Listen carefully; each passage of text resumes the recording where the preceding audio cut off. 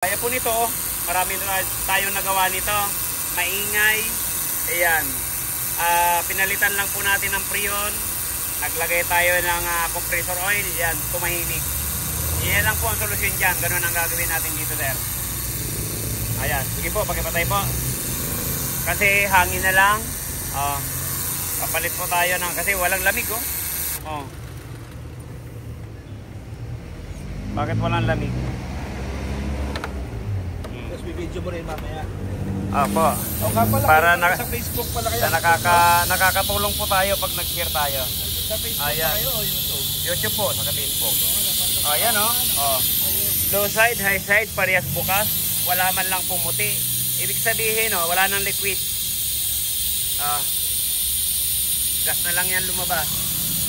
Saka natin babacuumin. Tapos paigupin natin to ng langis.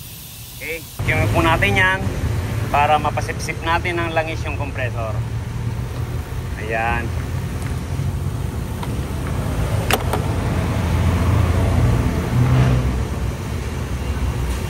Tatanggalin natin to.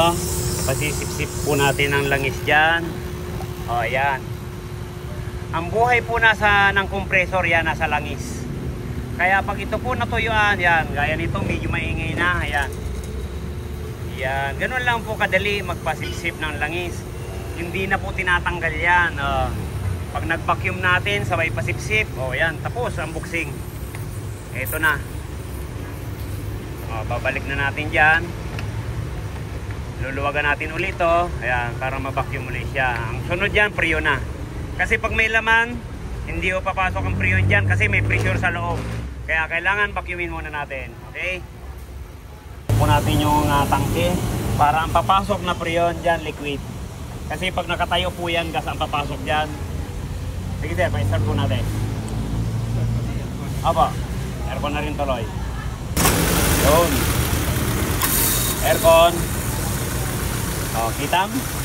Para magic. Di ba? Kita nyo po.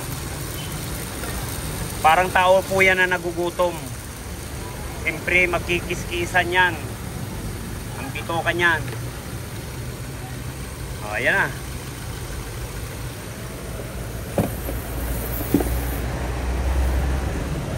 Diba sir, parang magic? Very good. Kasi anong mangyayari pag halimbawa puro lang tayo padagdag, di tayo naglagay ng langis, ayun, tudas. Laglag ang 35,000 po dyan. Okay, abot ng okay. Yan, ganun lang po ang gagawin natin dyan.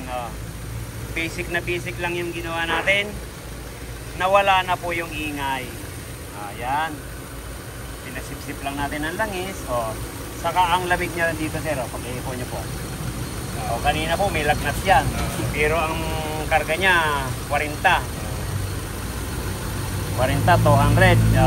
Yan, okay na. Yan, nakachamba na naman tayo.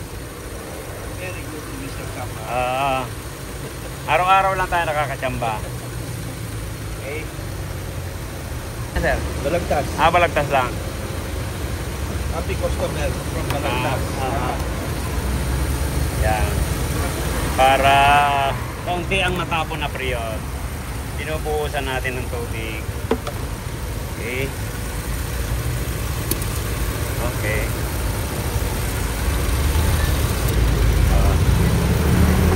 Gutom po talaga. Kaya nagkikis-kisa na yan. Ayan, isang payo lang po dyan. Yan. Pag matagal po kayong hindi nagpapalinis, magpalinis na po kayo para malagyan ng langis yung compressor. Yung Isuzu Travis, nandyan pa po, hindi pa tinutubos, i-stack up po. Dahil natuyuan ng langis. Maghahanap pa po yun. Dyan lang siya sa Marilao. Yan, nagmatik na. Valenzuela pala. Yan, makikita nyo rin po sa video yun. Natuyuan na langis na compressor. Siyempre, ang nangyari, hindi na yan madulas. So, i-stack up. Mas madugo po yun pag anong nangyari. Okay, sana may nakakuha, may nakapulot. Okay, thank you sir. Maraming salamat. Natsambang ko yung Subaru. Sir, maraming salamat po. Ayan. Nagpalit lang po tayo ng Freon. kinargahan at naglagay po pala ng compressor oil. Yan, okay na. Ang buhay po ng compressor nasa langis. Yan, thank you. Maraming salamat. Yan, sana may nakapulot. Ganito lang po gagawin natin.